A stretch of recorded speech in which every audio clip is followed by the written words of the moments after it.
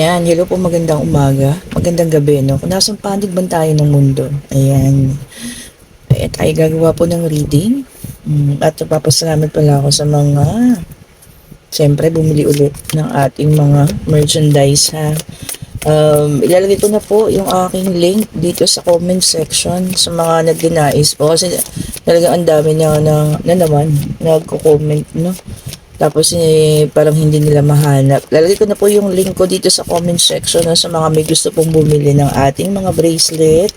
Siyempre ng ating salt bath. Ayan, ang strawberry flavor. Ayan, at saka milk flavor na lang po ang meron tayo. Ayan, naubos na si gatas. Ayan, ay si gatas, si kape, coffee. Ayan, ang aga. Meron po tayong the temperance. So, wow. Aga ni temperance. Angel. Guided by an angel. Ayan. Ano natin. And, meron tayo ditong Knight of Wands. Ayan, isang knight. Check na natin yan. Check po natin, ha. Salamat din po sa mga nagpa-reading, ha. Kaya lang talaga ngayon, ini-schedule ko kayo kasi yung oras ko po. Dahil nga pumapasok ako ngayon sa site, napaka ano po ng oras ko. Limitado, no? Hindi kagaya pag nandito sa bahay. Hindi ko alam kung kailan maayos yung PC ko po, pero inaayos naman na. And then, meron tayong Queen of Wands. Ayan. So, sabi papalitan na daw po. Ayan. Hopefully po, no? By Monday, no? Bukas. Sana ma-release na kung kapalit. Oh, di ba? And then, meron tayong Seven of Cups. Ayan. Ayan, Seven of Cups. Ayan. And kagigising ko lang din. Buti naman ito, maaga-aga ako nagising ngayon. Maaga rin kasi ako natulog. Kaya ito, nakakagawa na tayo ng reading.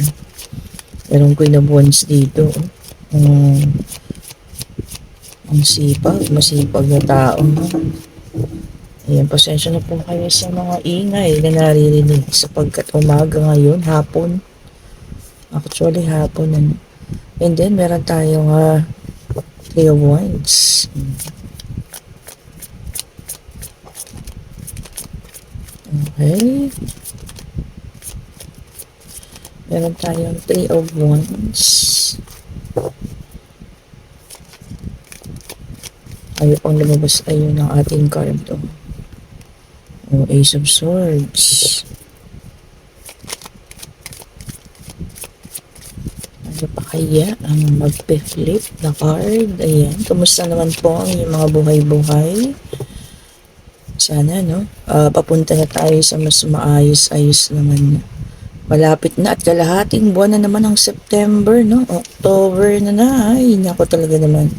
Hindi na mapipigilan ang pagtatapos na naman ng taon. Ayan. 2025 na. O, diba?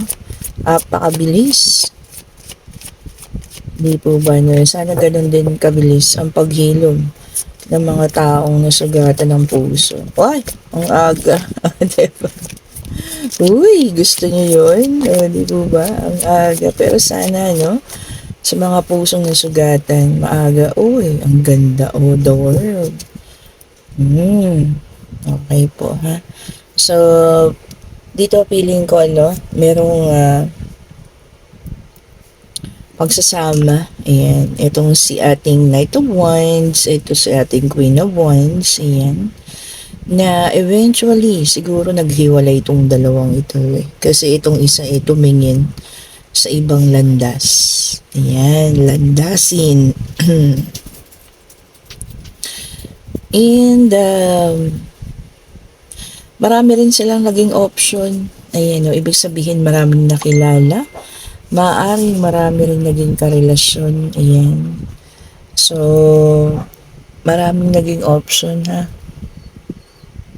Tapos, maraming tawag dyan, nakilala, naging kaibigan. Maaaring nakarelasyon din kasi malabas ang ating Seven of Cups. Okay. Kaso lumabas ang ating Ace of Swords. Ayan. Parang pinaglaban ng pag-ibigan na ito. Ayan. And meron pa silang angel, ayan, na nag-guide.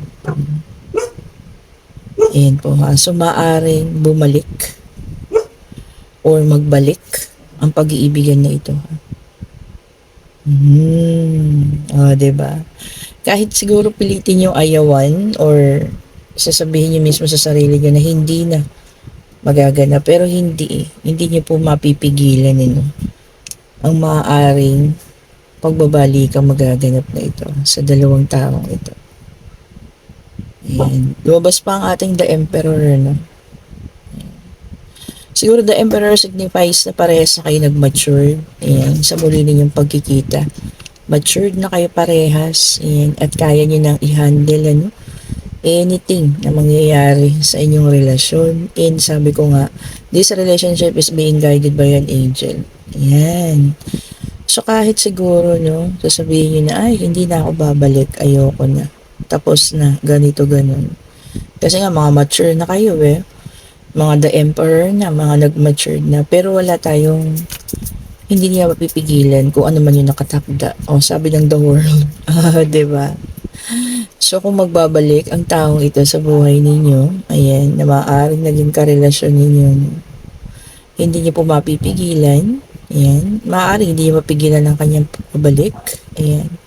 At hindi nyo rin mapipigilan na bumalik muli ang damdamin. Ang natutulog yung mga damdamin. Oh, wow! Naniniwala ba kayo sa ganun, ano?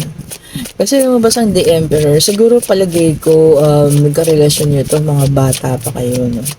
Mga bata, hindi naman yung mga edad, 12 years old. Feeling ko mga 16, ayan. Hanggang mga 20 plus. Ayan. Tapos lumabas kasi yung The Emperor. So, ibig sabihin, itong pagkaedad na ninyo, let's say mga 60, ganyan, 50 plus, saka kayo pagtatagpo yung muli ng tadhana. Siguro, ang signifies din dito, no, ng Emperor is pinamature muna kayo. Pinatanda? Ay, pinatanda? Uy, gusto niyo. Hindi naman yung pinatanda na sa may edad. Pinamature, ibig sabihin mas kaya ng hawakan ang relasyon ito. Ayan. Mas nagkakaintindihan na at marami ring nabago sa sarili. Okay po. And kasi talagang kayo ang the world kasi. So, ibig sabihin, ito ay future. Ayan. Talagang kayo po ang nakatakda. And then, meron tayong the star, which is an air sign. Ayan. Kasi po, yung iba din naman sa inyo ay hinihiling pa rin naman. 'di ba? Na kung maaari at may taong babalik sa inyo, itong taong ito. Meron bang ganon? O meron yan Imposibleng wala. So ayun po meron pa rin mga taong hinihiling na kung meron taong magbabalik sa buhay nila, ay ito pong taong ito. The star, which is an air sign. Yan. Kaya nga sabi ko sa inyo, di ba, wala pong limitasyon ng paghiling o humiling at magaganap at magaganap po yan. Ibibigay at ibibigay po yan sa inyo ng Panginoon. O dalawa ito And meron tayong Page of Pentacles, kaso Page of Swords, sorry po, naka-reverse. This is also an air sign. O dalawang air na to sabi po dito sa muli ninyong pagkikita, all talk. Diba? Pag-uusap.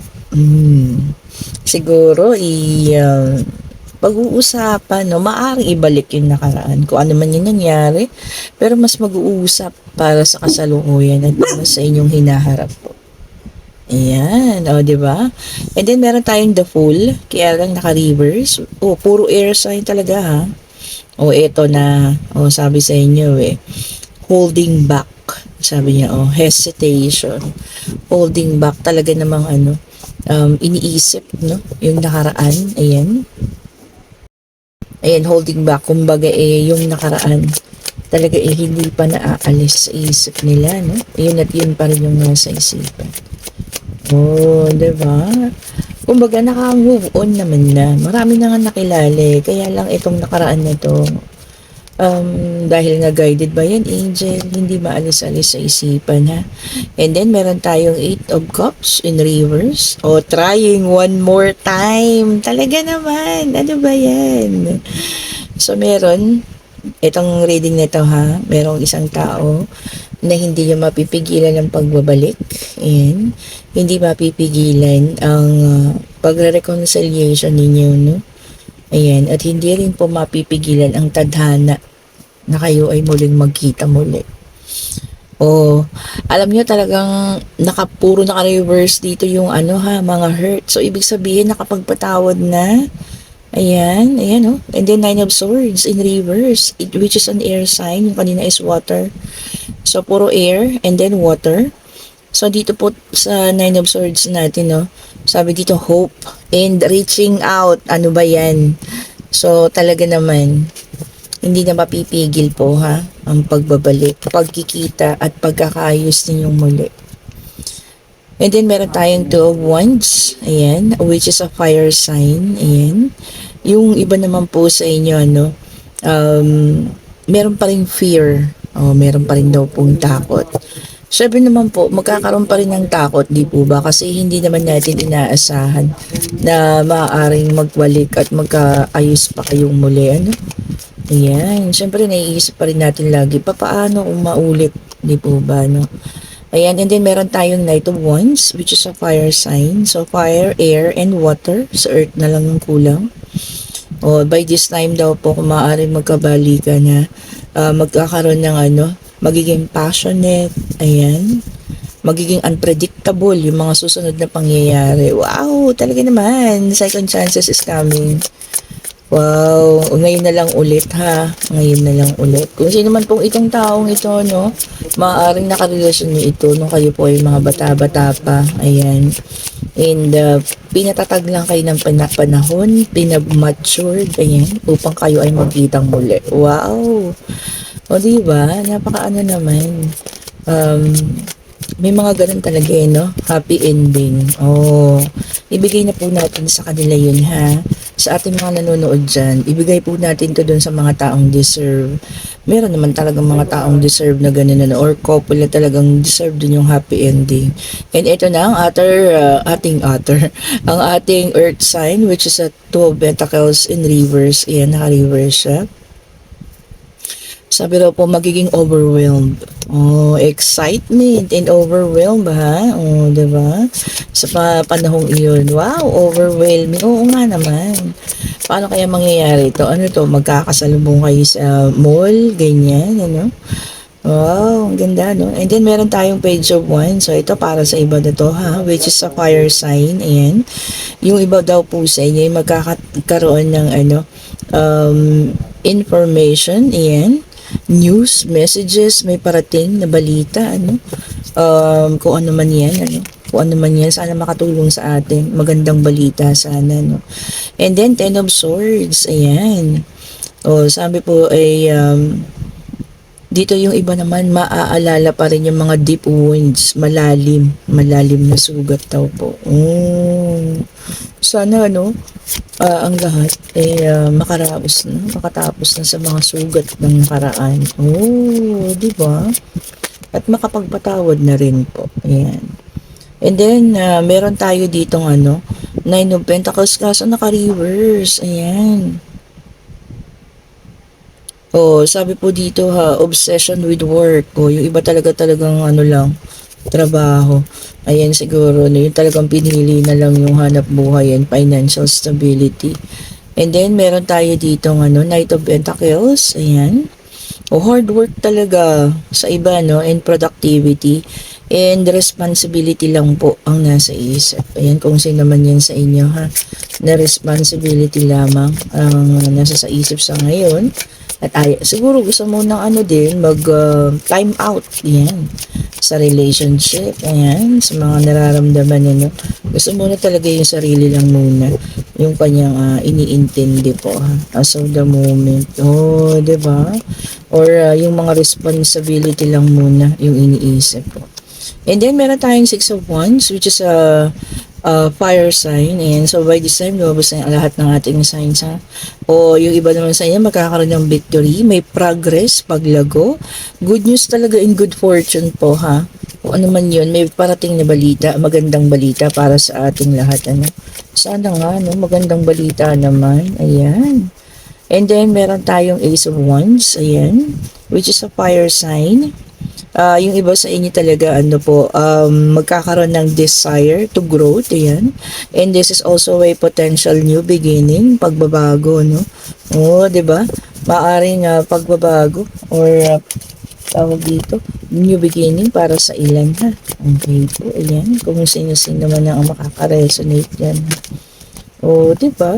Talagang a promise of a new love and a new beginning. And then, meron tayong Two of Swords. Ayan. Oh, sabi dito, no right choice. Kasi naka-reverse. So, walang tamang pagdedesisyon. Ayan.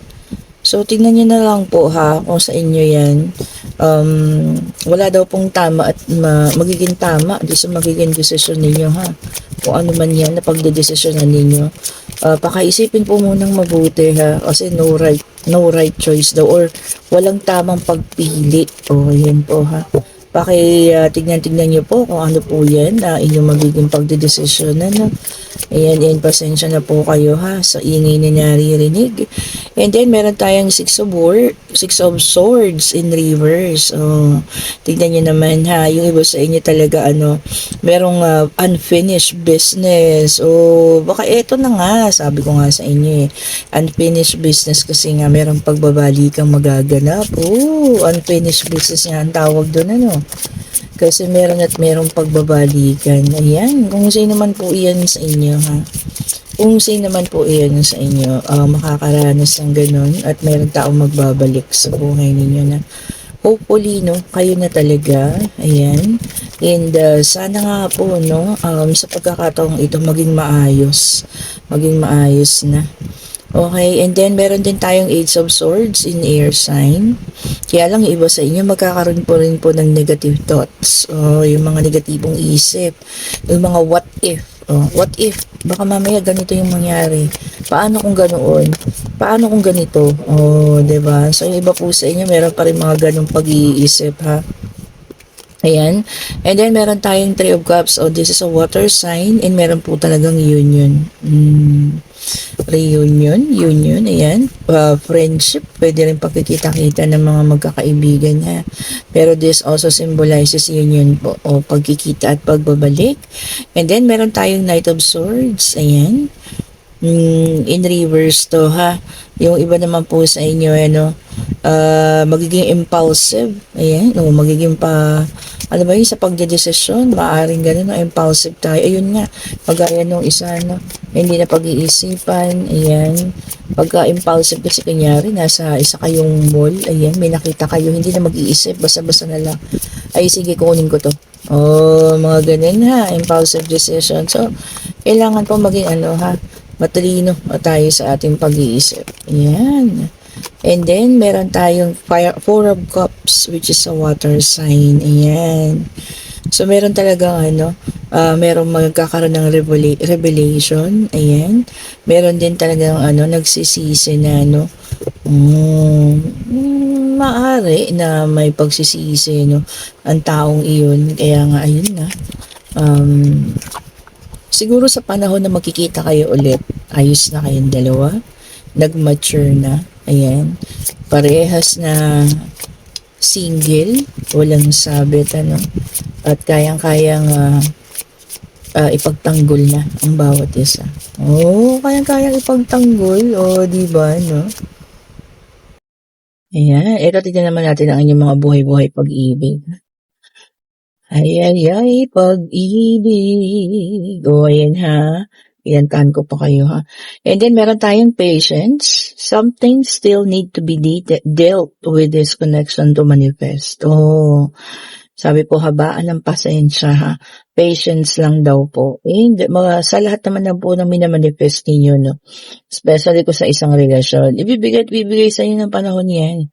Kahit ilang taon pa ang dumating. Di ba? Paano nga naman kung mga 60 na kayo and 70 ganun? Bakit? Kung kayo talaga, 'di ba, true love at true love pa rin 'yan. Oh, 'di ba? And dito po tayo, and eto na naman, be present. You will attract love by enjoying your life as it is. Wherever you are, be all there. O, lagi daw po maging present ha, kung saan man yan. Kasi maaaring ma-invite kayo, mga pagtitipon, party, ayan, mga reunion. Ayan, maaaring doon nyo ha, makikita ulit itong taong ito. Pagtatagpuin ng inyong landas and have faith. O sabi ko sa inyo talagang ito pong pag-iibigan nito ay guided by an angel. O sabi niya, the angels are working behind the scene to make this relationship flourish. O, siguro sa mga panahon na yun, talagang ay pinaghiwalay kayo ng Panginoon. Ayan. Dahil siguro sa mga pangyayari para tawag dito, parehas kayong mag-grow. Ayan. Parehas kayong mag-mature. Ayan. And yun nga po, pagdating ng panahon, ayan, kayo naman ay pinagkitang muli dahil alam ng Panginoon na kaya niya nang i-handle ang isa't isa. Pero sa totoo pala, no, kayo pala yung nakatadhana. Wow! O diba? Tadhana talaga, no? Kumbaga si universe ang gagawa at gagawa ng paraan para kayo ipagtagpuin muli at magkita. Wow! Engagement. Oh. Your love life is soon ascending to a higher level of commitment. O yung iba sa inyo ha, magkakaroon na ng engagement o mai-engage po. Oh, 'di ba? Okay, and ngayon naman, syempre, mag-isip na kayo ng katanungan ha. Answerable by yes or no? At ihingin natin ang kasagutan dito sa ating yes and no card. Ayan. Spirit guide, ibigay mo po ang kanilang katanungan. Kasagutan sa kanilang katanungan. Ayan, ulitin natin ha. Hindi pa tayo tapos magtanong Ito naman nagmamadali. Ayan. Shuffle ko lang po ha. Ayan, ibigay mo po sa kanila ang kasagutan ha. Sa kanilang katanungan. Ayan, isa lang po ha. And pwede po specific. Ayan. Okay po. Pwede pong love life. Pwede pong financial. Pwede pong pag-travel. Pwede pong sa relationship. Ayan, magtanong na po kayo ha. Magtanong. Answerable by yes or no. Ayan. O, ayun ha. O, pero sa ngayon po, no ang kasagutan ha. And yung iba naman din sa inyo talaga, magkakaroon na ng mental overload. Ayan. Parang sobrang daming iniisip. Ayan. And gusto mo na ng relaxation muna. Ayan. And magiging tahimik. Ayan, mag-iisip. Kung sino man po sa inyo yan ha. O, diba? O, diba? Ang ganda ng reading ngayon, ha? O, maaaring sabihin niya naman sa akin, ayan na naman. Tapos sabihin, may darating, tapos wala naman. O, ayan po, case-to-case basis po tayo, ha? And, dun po, meron din mga nagko-comment na negatibo, no? Sinasabi, hindi totoo, hindi naman ganyan, hindi naman nangyayari yan, ganito, ganun, ano.